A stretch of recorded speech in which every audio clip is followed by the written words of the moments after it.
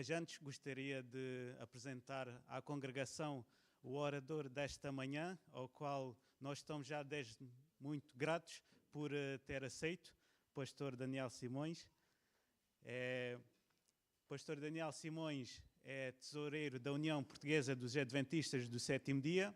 Ele está a terminar o curso de mestrado em Teologia. É tesoureiro de várias instituições, em várias instituições, para assim resumir. É natural de Espinho, formado em Economia e publicou 2 artigos na revista Adventista, um acerca da geologia e outro acerca dos fósseis, ao qual está formando no seu mestrado de Teologia. Bem, não será sobre tesouraria que vai pregar hoje, mas isso será com ele. Pastor, muito obrigado, que Deus lhe abençoe. Um bom sábado a toda a igreja e aos que estão lá em casa. Sabem que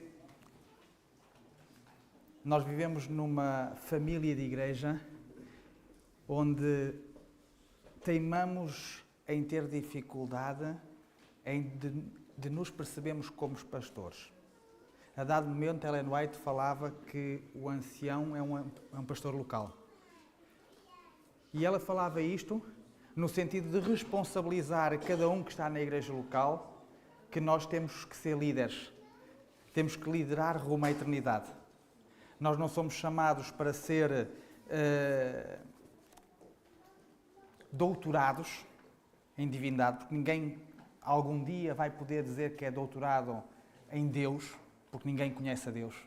Temos alguns vislumbres na palavra de Deus, mas nunca vamos ser especialistas.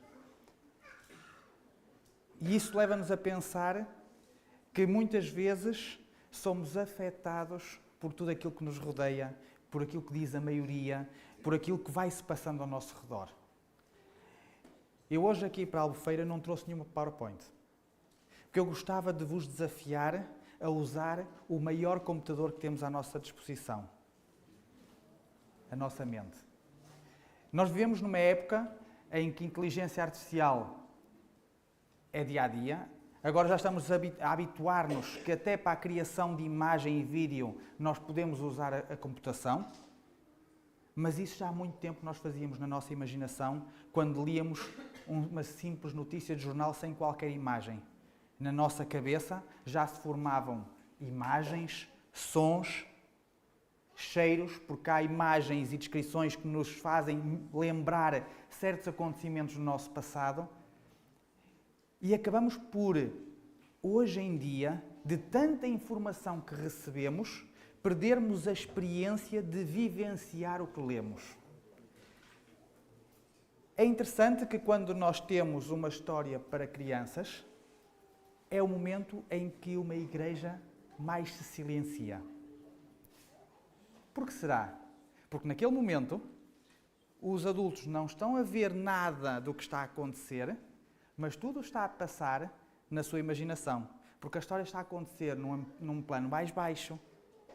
Muitas vezes nós não estamos a ver como é que as crianças estão a reagir perante quem está a contar a história e de repente isto interessa-nos. Por outro lado, nós temos uma dificuldade. Embora nós tenhamos a nossa Bíblia tradicional, tenhamos Bíblia dentro dos nossos bolsos, porque o telemóvel não é preciso também servir apenas para ver coisas que não deve, pode servir também para estudar. Aliás, hoje, se antigamente para ter uma consulta sobre qualquer tema tínhamos que deslocar-nos até uma biblioteca e conseguíamos aceder a meia dúzia de livros porque não tínhamos tempo para mais, hoje em dia são várias as plataformas que pomos uma pesquisa e consulta num instante milhares e milhares de livros.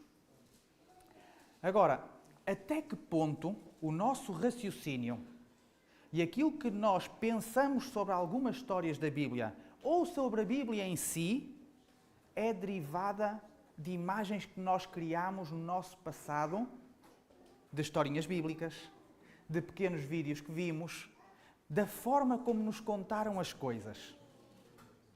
Se eu tivesse alguma dúvida sobre isto,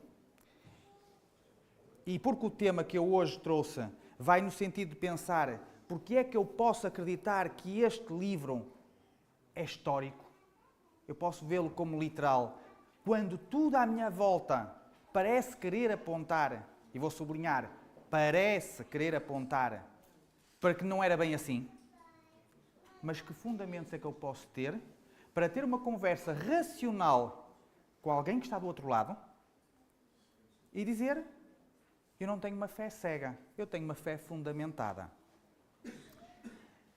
Eu vou-vos desafiar aqui a sair um bocadinho do protocolo. Existe história para crianças, mas eu gosto de contar uma história para adultos. Porque acho que se nós acreditamos no mundo vindouro, numa eternidade, então somos todos jovens, somos todos crianças. E também merecemos imaginar, pensar. Eu trouxe para aqui uma bola e para fazer uma pequena ilustração eu vou precisar de 2 voluntários maiores de idade. Eu não sei como é que esta igreja vai fazer, mas eu vou precisar de 2 voluntários maiores de idade. Temos um. Eu preferia não ter que chamar, mas daqui a 3 ou 4 segundos não houver, eu vou chamar. Não é preciso que já há uma esposa a empurrar. Então vamos fazer uma coisa. Por favor. Todos nós conhecemos a ideia de como é o nosso sistema solar. Daquilo que é a Terra, daquilo que é o Sol. Eu acabei de oferecer um Sol. Este é verde e vermelho, mas vamos imaginar um Sol bem brilhante. E aqui, nome? Luciano. E aqui o Luciano. Eu vou-lhe dizer, se temos um Sol ali, eu vou pegar aqui este papel, vamos tentar fazer aqui uma Terra. Vamos tentar fazer desse papel uma terra. Como é que faria para poder imaginar uma terra? Uma bola, redondinha. Pode, não tem problema nenhum. E agora se tivéssemos que fazer esta terra andar à volta do Sol, como é que nós íamos representar isto? Vamos lá, temos que arranjar aqui uma estratégia dupla. Como é que nós fazíamos essa terra andar à volta do Sol? Tem que mexer. De repente, estamos aqui todos a imaginar uma situação. É claro que o Sol tinha que estar um bocadinho mais quieto. Ele está a fugir. Agora, esta imagem que nós estamos aqui a criar está baseada em qualquer coisa chamados livros da escola, chamados bonequinhos que nós vemos quando passamos em qualquer lado em que vemos uma terra e um Sol e uma terra um bocadinho mais pequena que anda a girar. E agora se vos disser que isto que está aqui está de acordo com o livro, mas está completamente em desacordo com a realidade. O que é que estará mal? Agora vem a parte do que podem aí desse lado ajudar-me. Isto, de verdade, está à escala do que está nos livros da escola. Mas o que é que está aqui que será mal? Primeira coisa, vamos pegar aqui a terra. Eu vou cortar aqui um pedacinho e vou fazer uma outra bolinha. Esta bolinha que eu estou a fazer, com um cantinho de meio centímetro do papel, que lá em casa será difícil de ver, porque olham para os meus dedos e parece que está fechado. Agora eu vou entregar. E agora vou dizer, agora temos qualquer coisa à escala. Para o Sol ser daquele tamanho, a Terra não podia ter mais do que 1 milímetro, ou menos. Começa a fazer um bocadinho de diferença, porque isto num livro de escola já começa a ser difícil de desenhar. Para que os meninos entendam o funcionamento, nós fazemos uma coisa maior, mas na realidade é assim. Agora falta uma outra coisa. A que distância é que estará? Porque se a Terra tivesse esta distância do Sol, virava churrasco. Na melhor das hipóteses. Africanos, na melhor das hipóteses. Vamos contar o que é que será aqui mais ou menos 10 metros de distância. Vai para lá.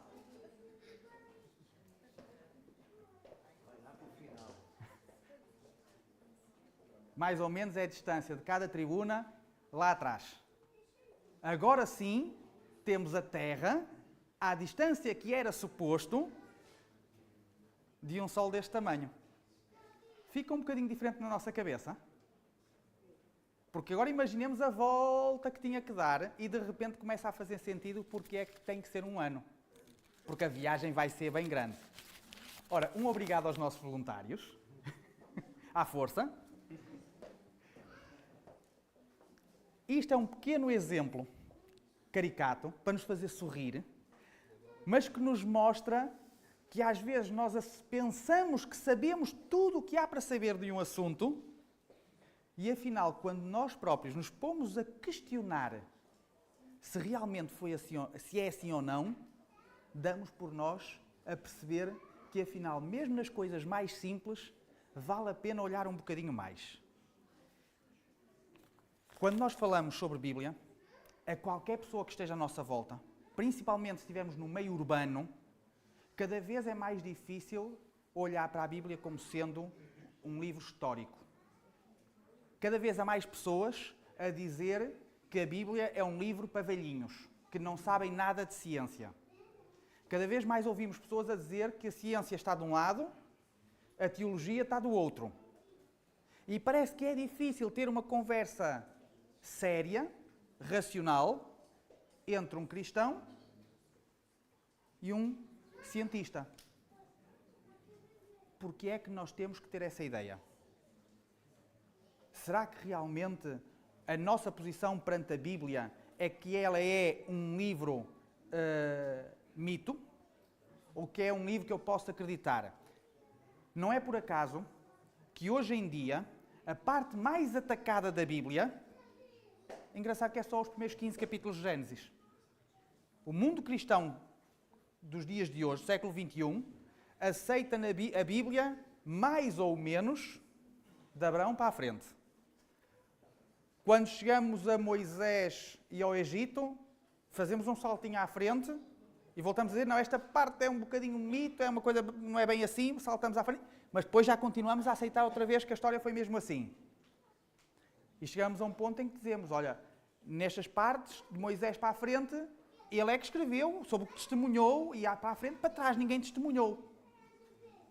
Mas a ciência não, a ciência diz que são milhões de anos, porque temos fósseis, temos as pedras, e elas dizem que é assim que aconteceu. E parece que de repente ficamos sem argumentos.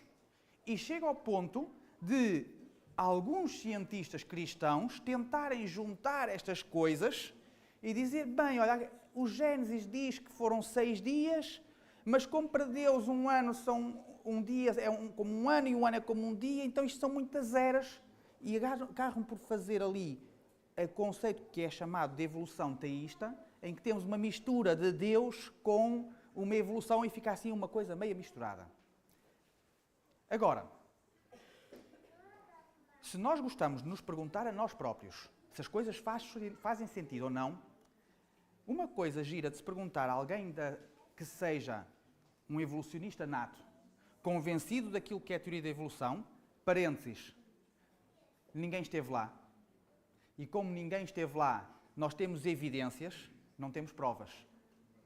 Se o criacionismo é um ato de fé, o evolucionismo também o é. Porque aquilo que aconteceu é irrepetível, ninguém esteve lá, apenas pegamos em evidências e observações do dia de hoje e tiramos ilações, deduções, induções para o passado.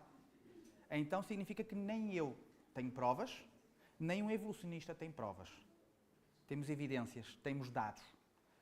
Agora, o interessante disto é que com muito dinheiro que é gasto em medições radiométricas e fala-se do carbono 14 e dos índices de radiação de alguns elementos na rocha que dá para medir idade, mas é preciso ter um ponto de referência para poder comparar.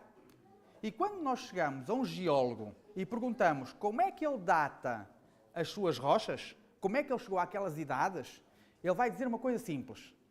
Ajuda-nos o facto de ver quais são os fósseis que encontramos neste tipo de rocha. Então, se eu tenho um determinado fóssil neste tipo de rocha, então a idade bate certo. Depois vou a um paleontólogo e vou-lhe perguntar: como é que tu conseguiste datar este fóssil? E ele vai-me responder: eu consigo dizer que este fóssil tem 300 milhões de anos porque está numa pedra que data de 300 milhões de anos. Então, espera lá. Eu dato o fóssil porque está na pedra. E dato a pedra porque está no fóssil. Isto não vos parece uma coisa que falta aqui informação? De repente eu não precisei de acusar nada, simplesmente tive que questionar como é que tu chegas a essas conclusões. E quando eu chego a estas conclusões, é assim porque sim, então isto chama-se um ato de fé. Nada mais. Eu acho que, aliás, por incrível que pareça, nós esquecemos hoje que os grandes cientistas que fizeram avançar a ciência eram cristãos, crentes na Bíblia. O problema começou a surgir quando, a dado momento, alguém não conseguiu explicar o que via, nomeadamente no caso de Darwin, que olhava para as máquinas de matar que encontramos em alguns animais, parece que estão perfeitamente adaptados a serem caçadores, e ele tinha uma dificuldade em ver nisto a mão criadora. E como ele tinha capacidade para isso, então tomaram uma decisão. E a decisão era: não há Deus. Vamos partir do pressuposto que não há Deus. E então começaram a procurar todas as soluções, excluindo essa possibilidade. Mas depois chegamos lá à frente e diz assim: com esta conclusão, eu concluo que não há Deus. Esperem lá. Primeiro eu assumi que não existe. Excluo todas as possibilidades de existir. Para concluir? Não, não posso concluir. Isso foi um ponto de partida. Da mesma forma, nós também temos que questionar-nos a nós próprios se eu aceito este livro como sendo a palavra de Deus. Uma forma fácil de fundamentar a minha fé é perguntar: se por acaso fosse razão que o Gênesis não foi bem assim, quais são as consequências? É interessante fazer esta pergunta, porque na realidade, sobre Deus, nós nunca vamos conseguir dizer o que é. Mas somos capazes de dizer o que não é. Eu não consigo tomar o tamanho de Deus. Mas posso dizer que Ele tem que ser grande o suficiente para conseguir fazer o universo e, ao mesmo tempo, tem que ser minucioso o suficiente para construir uma cadeia de DNA. Portanto, eu consigo dizer o que não é. Ele não pode ser simplesmente uma coisa muito grande, porque senão não conseguia fazer o pequeno. E nem pode ser uma coisa muito pequena, senão conseguia fazer o muito grande. Então significa que tem uma dimensão que eu não consigo compreender. Eu chego a esta conclusão e não posso explicar, mas posso dizer o que não é. Então vamos fazer aqui um pequeno exercício e, usando, por um lado, a nossa memória, por outro lado também usar a nossa Bíblia, seja em que formato está, e vamos, por exemplo, a Romanos, no capítulo 5 e no verso 12, para ver o que é que Paulo pensava sobre isto, sobre a Bíblia, sobre a historicidade do relato. Romanos 5, no verso 12. E diz assim: portanto, assim como por um só homem entrou o pecado no mundo, e pelo pecado a morte, assim também a morte passou a todos os seres humanos, porque todos pecaram. Então vamos lá ver. Para Paulo, é inquestionável o evento do pecado. Antes disso não havia morte. Temos já um problema. Se porventura houve algum tipo de evolução, então havia morte antes do pecado. Se havia morte antes do pecado, então tudo o que Paulo poderia ter escrito, já não posso acreditar. Porque ele está claramente a dizer: a morte começou por causa do pecado e por isso é que nós precisamos de salvação. Outro personagem, 2 de Pedro, no verso 2, no capítulo 2 e verso 5.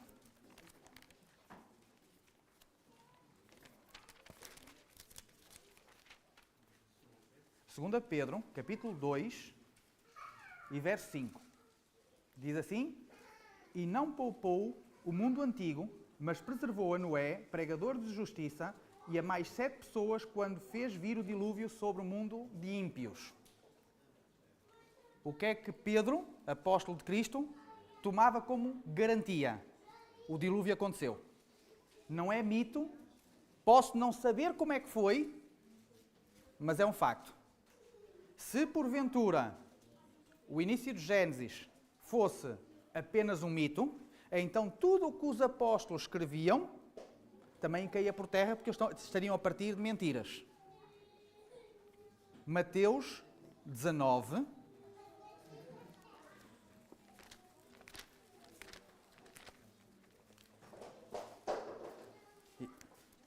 E hoje vamos folhear alguns textos. Mateus 19, os versos 4 e 5. A dado momento, quando Cristo está a ser confrontado por fariseus sobre a questão do casamento e do divórcio. E diz assim: E respondeu ele: Não tendes lido que o Criador desde o princípio os fez homem e mulher, e que disse, por causa disso deixará homem, pai e mãe, e se unirá a sua mulher, tornando-se os dois numa só carne? O próprio Cristo a afirmar que houve uma criação, o ser humano não evoluiu, mas foi criado, e que toda a humanidade veio de um casal. Se o Gênesis fosse uma alegoria, o que é que isso fazia desta afirmação de Cristo? Uma mentira. Se foi uma alegoria e Cristo diz, foi assim, então está a mentir. Se ele mentiu, então o que é que ele fez? Quebrou a lei. Porque a lei diz, diretamente, para não mentir. Se quebrou a lei, onde é que está o plano da salvação?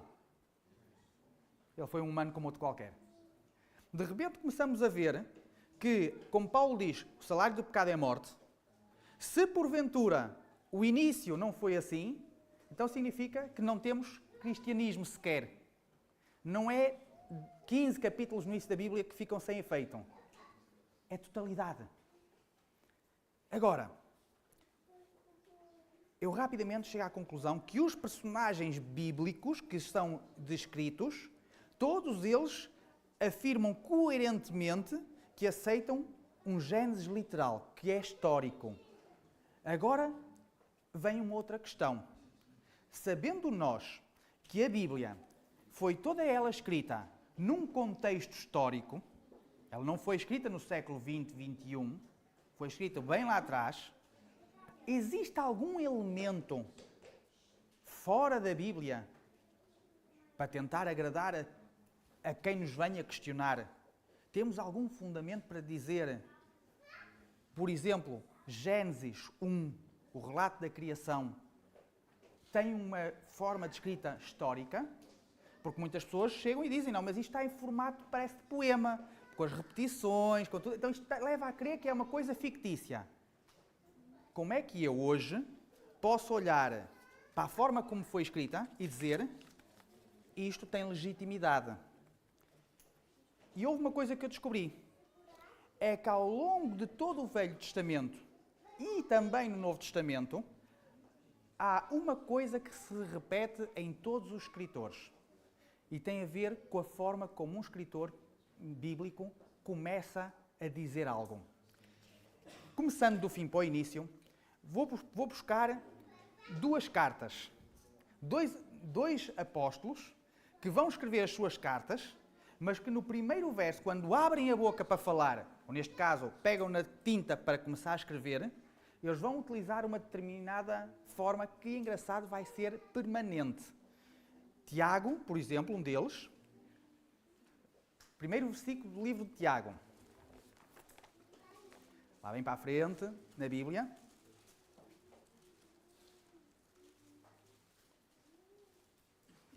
Portanto, Tiago 1:1.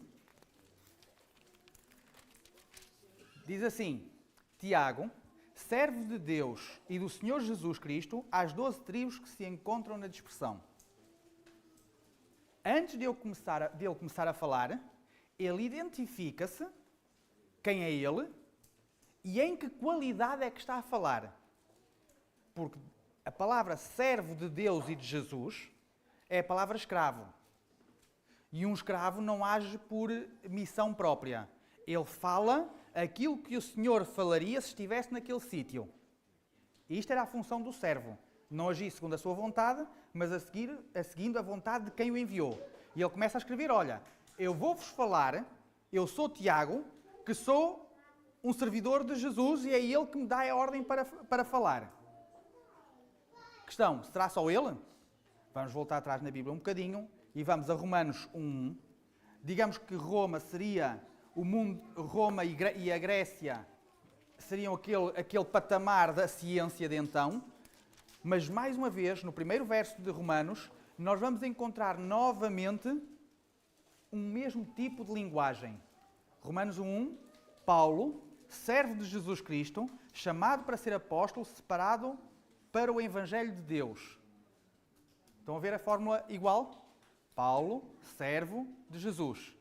Mais uma vez, identifica-se a ele e em que qualidade é que se apresenta e então vai começar a falar. Parece que sempre que nós pegamos em qualquer coisa no Novo Testamento que alguém vai falar, para legitimar a sua autoridade, ele precisa de dizer quem é que lhe deu a autoridade para falar. Porquê é que eu estou a falar? Eu não estou a falar de mim. Alguém maior que eu deu-me essa autoridade para falar. Vamos andar um bocadinho para trás. Vamos a Jeremias, também no seu primeiro verso, agora já um profeta do Antigo Testamento, e vamos ver que, afinal, passaram-se centenas de anos, mas o tipo de abordagem e da necessidade de justificação é muito semelhante. Jeremias 1. Palavras de Jeremias, filho de Hilquias, um dos sacerdotes que estavam em Anatote, terra de Benjamim, e ela veio a palavra do Senhor nos dias de Josias, filho de Amon, rei de Judá. E continua a descrever a idade. Mais uma vez, estas palavras que estão a ser escritas é por Jeremias, filho de sacerdote. Está aqui a qualidade em que ele está. Ele está a falar enquanto sacerdote, porque como sacerdote recebe informação de Deus. Um outro não era sacerdote, mas apresenta a sua justificação. Livro anterior, Isaías. Também o primeiro verso do livro, Isaías 1:1. E diz assim: visão de Isaías, filho de Amós, que ele teve a respeito de Judá e Jerusalém, nos dias de Uzias, Jotão, Acás e Ezequias, reis de Judá. Porquê é que ele escreve? Porque recebeu uma visão da parte de Deus e então essa é a autoridade que ele tem para falar ao povo. Começamos a ver aqui uma coerência ao longo de tudo. Agora, nós chegamos a Gênesis 1:1 e o autor não se identificou. Nós não sabemos que foi Moisés que escreveu, mas não temos lá o Moisés identificar-se. Aparentemente, há aqui qualquer coisa de estranho. Mas vamos deixar este pensamento de estranheza um bocadinho de lado e só vos levava a uma pequena noção que eu me dei conta ao verificar algumas cartas reais desde o século XIV a.C. até à idade do cativeiro. É engraçado que existiram algumas pedras famosas que foram encontradas. Uma chama-se o Código de Hammurabi. Foram encontradas algumas pedras que chamam-se os Tratados Hititas, que eram conversas entre reis gravadas em pedras. Temos as chamadas estelas, que são também murais, que foram encontrados nos egípcios. Uma delas do faraó Merneptah.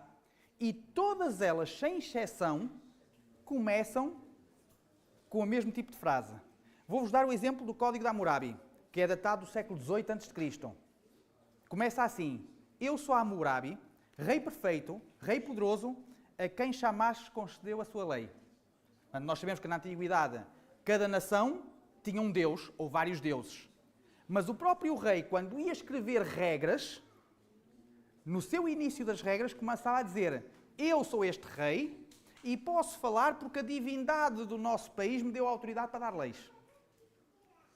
Se nós formos a pegar algumas cartas que foram encontradas em Amarna, no Egito, cartas que eram enviadas e trocadas com os vários povos que o Egito dominava, todas as cartas começavam dizendo: assim diz o rei, o meu senhor. Portanto, o escriba começava a escrever as regras e estas cartas de correspondência, identificando que quem está a dar legitimidade àquela carta é determinado personagem. Então temos que, quer a Bíblia, quer todos os outros escritos da altura, todos eles falavam do mesmo modo. Começando a falar de algo, era necessário dizer com que autoridade é que está a falar. Ora, a questão vem: e como é que Deus se comunica ao homem? Temos ideia, se eu vos perguntar, e é uma resposta fácil de ter, que parte na Bíblia nós temos que é escrita diretamente por Deus? 10 mandamentos. Êxodo 20. Qual é a primeira frase dos 10 mandamentos?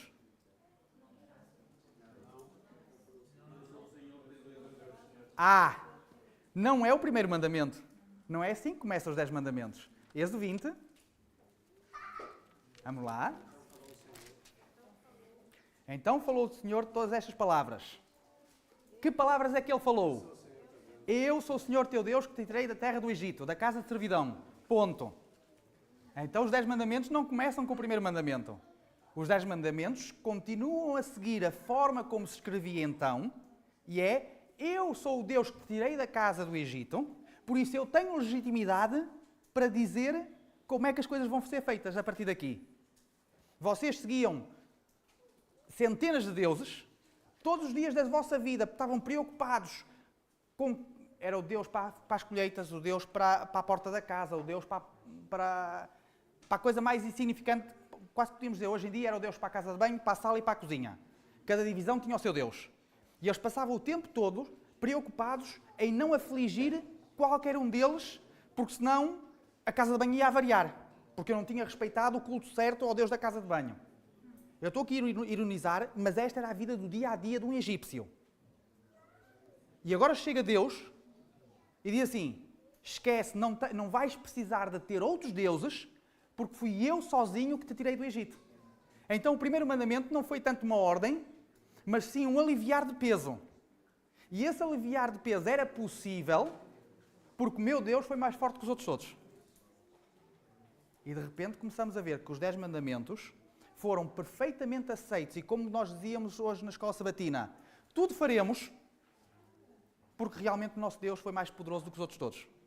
Então tenho todos os motivos e mais alguns para aceitá-lo. Agora, se isto é assim, e se Deus fala desta forma, então agora vamos a Gênesis, o primeiro versículo da Bíblia.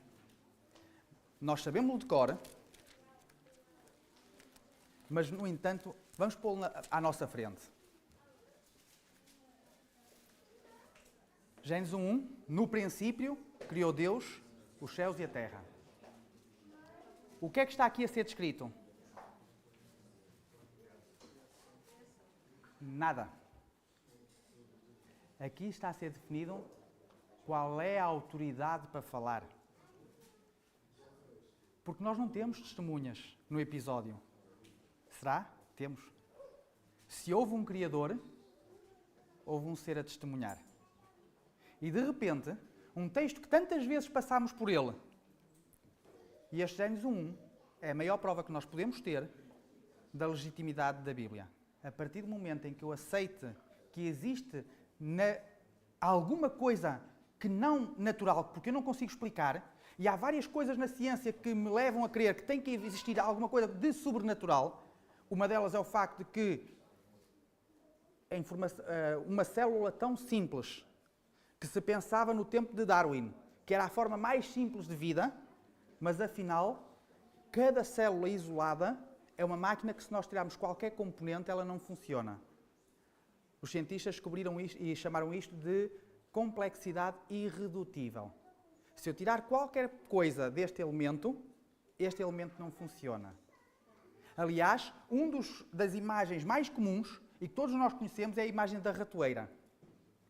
A ratoeira, clássica, de uma madeirinha, com uma série de arames, é um objeto que eu até podia, no limite das probabilidades, aceitar que cada componente daqueles podia surgir ao acaso, por acidente, mas tê-los todos ao mesmo tempo, no mesmo lugar e encaixados uns nos outros, isso já não acontece por acaso. Teve que haver um construtor a juntar as peças.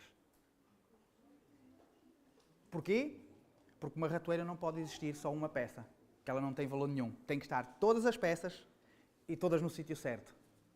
Da mesma forma, quando nós chegamos a Gênesis e ao início da Bíblia, o que nós temos é alguém que diz assim: amigos, eu criei. E como eu criei, apenas eu posso dizer como é que aconteceu.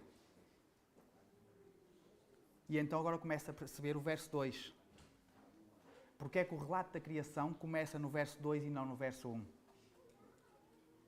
Deus apresenta-se e diz: no princípio criei. No início a terra estava sem forma e vazia. E eu comecei a atuar. E comecei a fazer.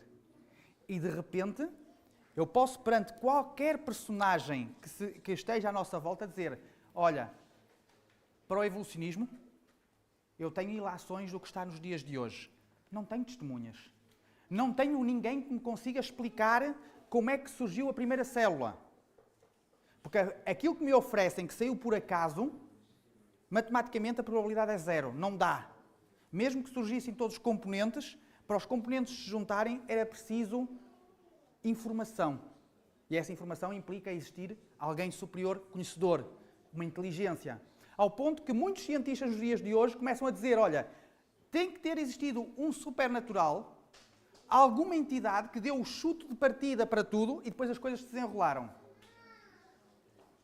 Agora é a minha vez de dizer: amigo, se tu aceitas que existe algo de sobrenatural, então tens que aceitar a possibilidade que o sobrenatural disse: olha, fui eu que fiz.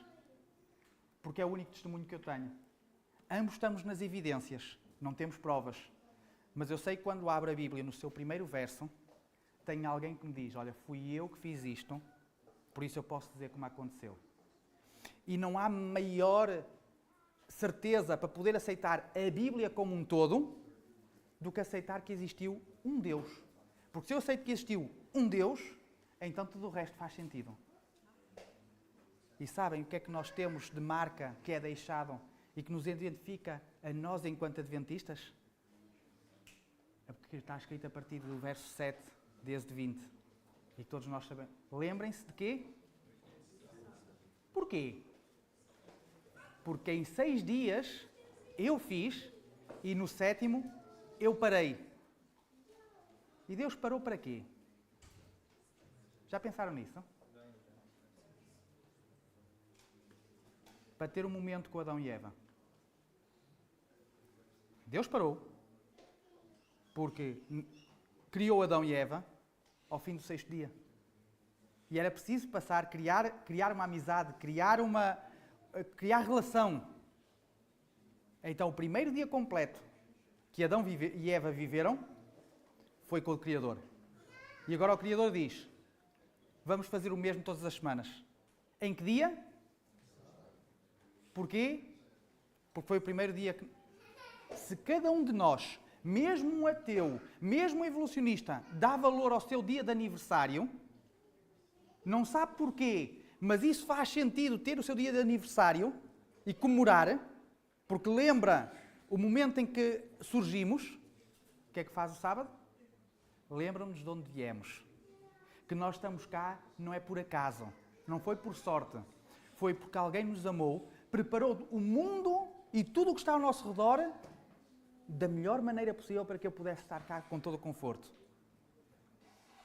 Este livro só vai ter valor para vocês se aceitarmos o primeiro verso dele.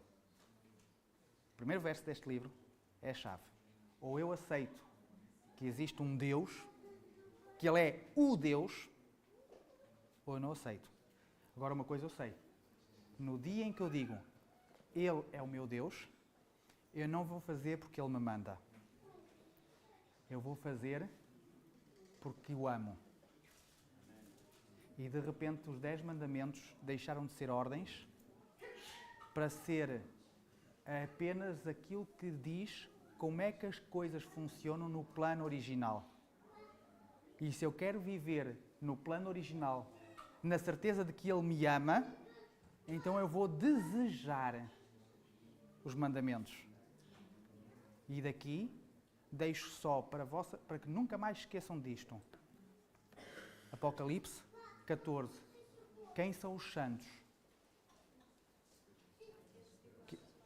Aqueles que guardam os mandamentos. O que é guardar os mandamentos? Nós guardamos aquilo que é precioso. Nós cuidamos, guardamos no baú aquilo que de melhor temos. O que guarda não é o que obedece. O que guarda é aquele que recebe e fica com eles como se fosse preciosidade. Este é o nosso Deus, esta é a relação de amor com Ele. Não uma obediência porque alguém nos mandou, mas que guarda palavra por palavra. Porque não estamos neste mundo por acaso. Estamos neste mundo porque Deus nos criou. Que Deus vos abençoe.